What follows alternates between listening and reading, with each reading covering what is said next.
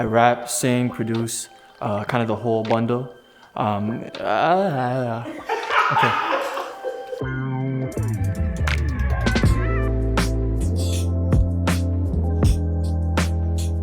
My name is Tino Sutra. I'm an artist from Brampton. I rap, sing, produce, all of that. And you're now watching my session with Off the Record. What inspired your song Sometimes? So Sometimes was a song that kind of was made out of a creative block. I was in between projects and kind of didn't know where I wanted to go with music. And it was just a sample that kind of spoke to me in a different way than what normally I was working on at that time. And it was just a song that I felt very true to myself with. It's a very conversational song where I felt like I was just talking to myself, almost like I'm talking to myself in the mirror. What's the significance of your Ford Fusion? Okay, so my Ford Fusion is my dad's car. It's rusted, it's an old car. But that is literally how I used to run, or did run a lot of my sessions in my new album.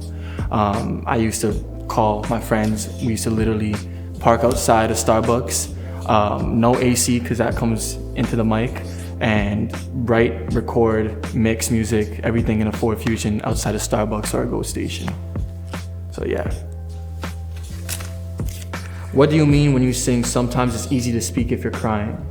So with that line, it's basically at your lowest, when you're crying in a sense of state of vulnerability, it's easier to say things that you would rather not say otherwise. What artists do you wish to collaborate with? I think some of the artists that I want to collaborate with ultimately are Kendrick Lamar. I think in a sense where I want to rap with Kendrick Lamar. I feel like that would be a dream. I like Frank Ocean a lot. I feel like his writing is impeccable.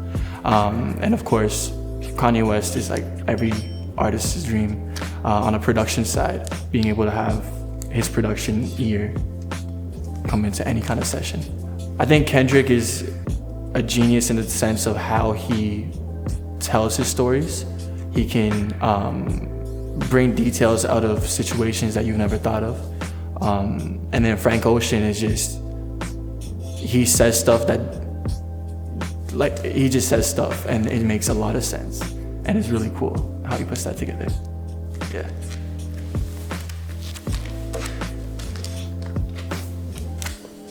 What are misconceptions that people have about you?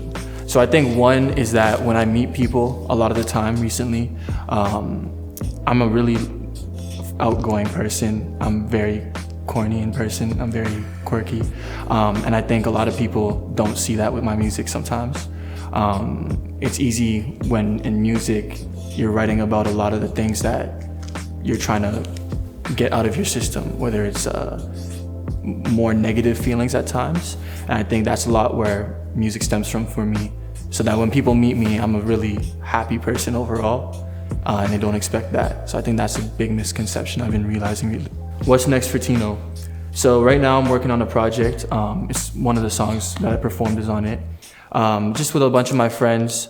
It's executively produced by a producer named Aaron Paris and a producer named Andre Denham, who are really close friends of mine, and we just kind of made a project that stemmed out of just collaboration with our friends and writing about what was honest to me in those moments.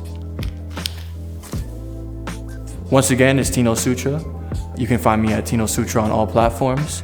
It's been a pleasure with Off the Record today, and thank you for watching my session.